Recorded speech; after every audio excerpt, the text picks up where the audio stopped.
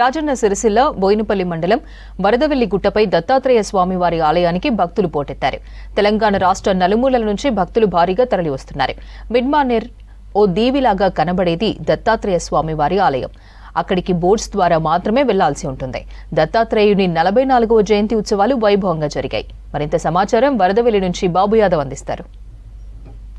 మనం ప్రస్తుతం మిడ్మానేర్ బ్యాక్ వాటర్లో ఉందో ఆ బ్యాక్ వాటర్లో ఉన్నటువంటి దత్తాత్రేయ టెంపుల్ ఆలయం చూడడానికి వెళ్తున్నాము. మనం చూడొచ్చు విజువల్స్లో ఇదంతా మిడ్మానేర్ బ్యాక్ వాటర్. ఈ బ్యాక్ వాటర్లో అచ్చం అంటే ద్వీపంలో ఉన్నట్టు మాత్రం మనకు స్పష్టంగా కనబడుతుంది. చుట్టూ ఆహ్లాదకరమైన వాతావరణం. ఈ వాతావరణంలో మనకు కనిపించే ఆ కొండపైనే దత్తాత్రేయ టెంపుల్ ఉన్నాడు. ప్రతి సంవత్సరం ఇక్కడ దత్త జయంతి ఉత్సవాల్ని 3 రోజుల పాటు వైభవంగా నిర్వహిస్తారు.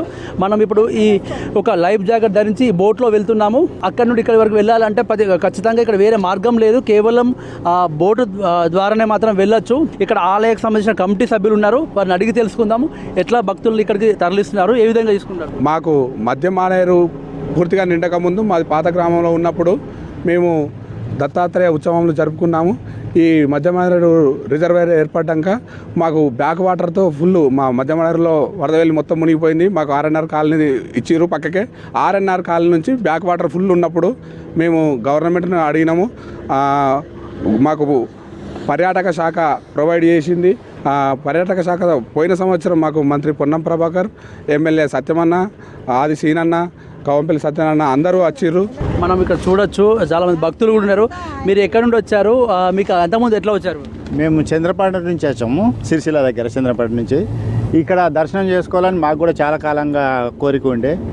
అయితే పోయిన ఇయర్ మా చుట్టాల వాళ్ళు వచ్చారు, వాళ్ళ తరఫున మేము ఇప్పుడు వచ్చినట్టు. ఇక్కడ కోరుకుంటే అన్ని కోరికలు నెరవేరుతాయని నమ్మిక బాగుంది, దాని గురించి వచ్చినట్టు.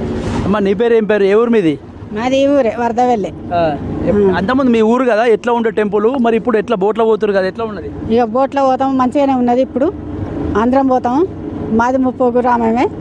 ఇక నీళ్ళు వచ్చిన సంది ఈ బోట్లో పోతున్నాం. అంతకుముందు నీళ్ళు లేకముందు పోతుంటాం. వాటిగానే మంచిగానే ఉంటుంది మాకు. దత్తాత్రేయుడు కోరుకున్నది అవుతుంది. మనం ఇప్పుడే దత్తాత్రేయ స్వామివారి టెంపుల్ చేరుకున్నాము. ఇదే కొండపైన దత్తాత్రేయ స్వామివారు ఇక్కడ వెలిసిర్రు. తెలంగాణ టూరిజం నుండి ఏర్పడిన 2 బోట్లు, అలాగే కేంద్ర హోంశాఖ సహాయ మంత్రి బండి సంజయ్ కూడా ఒక బోట్ని ఏర్పాటు చేశారు. చాలామంది భక్తులు కూడా ఇప్పుడే స్వామివారిని దర్శనం చేసుకొని రిటర్న్లో వెళ్తున్నారు. మనతో పాటు కొంతమంది భక్తులు ఉన్నారు, వారిని అడిగి తెలుసుకుందాం. స్వామివారిని దర్శించుకున్నారు, ఎట్లా అనిపిస్తుంది? గతంలో ఎట్లా దర్శించుకునే వాళ్ళు, ఇప్పుడు మిడ్మానేర్ బ్యాక్ వాటర్ ఇదంతా ఎట్లా అనిపిస్తుంది? ఈసారి ఇప్పుడే వచ్చాం మేము. యాక్చువల్గా ఇక్కడ స్వయంభూ వెలిసారు దత్తాత్రేయ స్వామి అని చెప్పేసి చాలా సంవత్సరాల నుంచి అనుకుంటున్నాం. ఇక్కడ పౌర్ణమి రోజు నాడు అద్భుతంగా స్వామివారి పూజలు జరుగుతాయని చెప్పేసి మేము చూసాము, దర్శించుకున్నాము. ఎవరైతే మనసులు కోరుకున్న కోరికలన్నీ కూడా అద్భుతంగా ఇక్కడ నెరవేరుతాయని చెప్పేసి మాకు మా వివిధ భక్తులు చెప్పడం ద్వారా మేము కూడా వచ్చాము.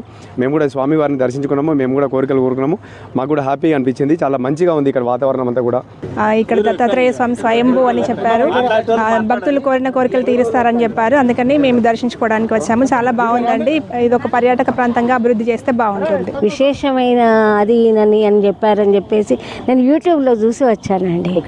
ఎట్లా అనిపిస్తుంది మా బ్యాక్ మిడ్మానేర్ వాటర్లో ఉంది? మేము గోదావరి ఒడ్డు వాళ్ళం. గోదావరి నీళ్ళు అనేవి ఎలా ఉంటాయని మాకు ప్రాక్టికల్గా అనుభవం ఉంది. చూసిన తర్వాత మళ్ళీ మా మంతనికి పోయినంత సంతోషంగా ఉందండి.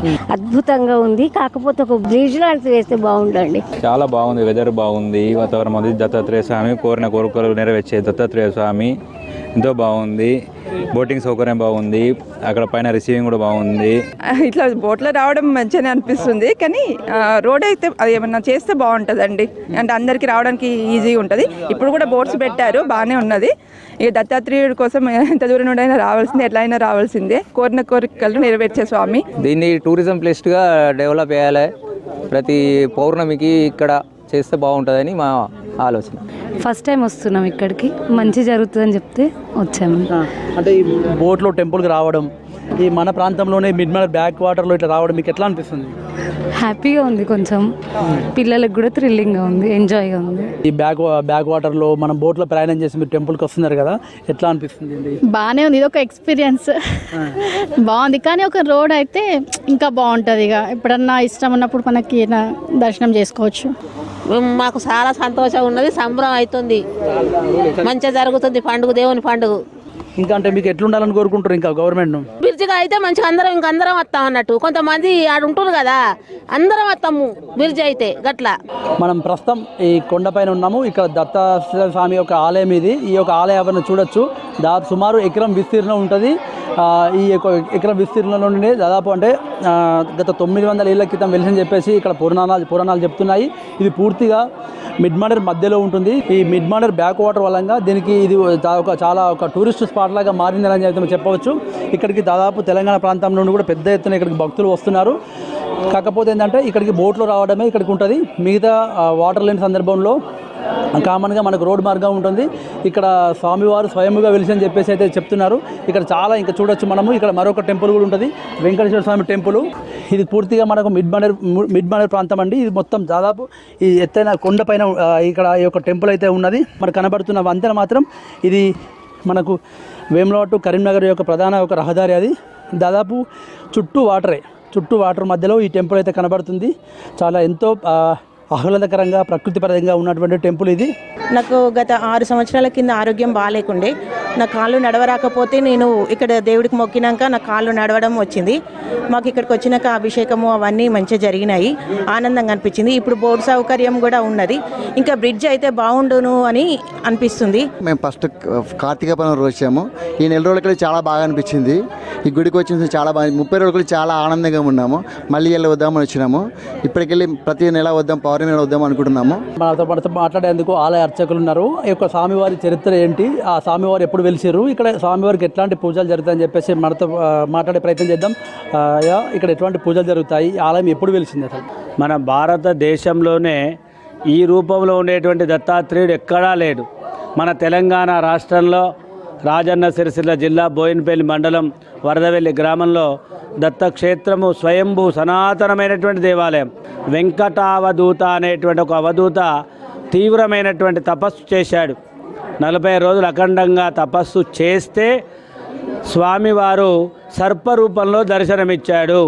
ఎందుకొరకయ్యా అంటే ఆ వెంకటావధూతకు రావుగ్రహ దోషాలు తొలగిపోవాలి కష్టాలన్నీ అని చెప్పి రావు సర్పరూపంలో దర్శనమిచ్చి శిలగా మారాడు. కాబట్టి రావు శయన దత్తుడు అని ఇక్కడ ప్రఖ్యాతి. దేశంలో చాలా ఉన్నాయి దత్తక్షేత్రాలు. మహారాష్ట్రలో, కర్ణాటకలో, తర్వాత గుజరాత్లో ఉన్నాయి. కానీ మన దగ్గర ప్రత్యేకంగా ఉన్నదని చెప్పి చాలామంది భక్తులకు కొంగు బంగారమై నిలుస్తూ ఉన్నారు స్వామివారు.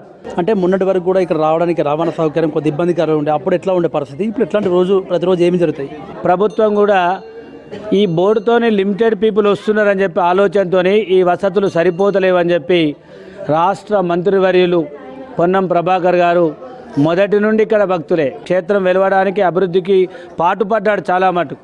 ఇప్పుడు స్వామివారి అనుగ్రహం వల్ల వారికి ఉన్నత పదవి వచ్చింది కనుక దీనికి ఇట్లా కాదు ఒక బ్రిడ్జి వేయాలా అని చెప్పి ప్రతిపాదనలు పంపారు. ఈ క్షేత్రము ఇప్పటి వరకు నిరాదరణకు గురైంది. ఈ ప్రభుత్వం వచ్చిన తర్వాతనే విశేషమైనటువంటి ఆదరణ ఉన్నది. కాబట్టి క్షేత్రాన్ని వెలుగులోనికి తీసుకురావాలి అని చెప్పి ఆలోచన చేస్తున్నారు. భక్తుల సత్సంకల్పము, వారి యొక్క స్వామివారి అనుగ్రహంతో ఇంకా అభివృద్ధిలోనికి కొనసాగుతుందని చెప్పి మేము కోరుకుంటా ఉన్నాం. తప్పకుండా భక్తులు ఏదైతే విశ్వసించి కోరుకుంటారో తప్పకుండా ఆ కోరికలు నెరవేరుతాయని చెప్పేసి ఆలయ అర్చకులు చెప్తున్నారు. ఇది కెమెరా పర్సన్ వారసుతో బాబేద V6 న్యూస్ దత్తాత్రేయ టెంపుల్ నుండి.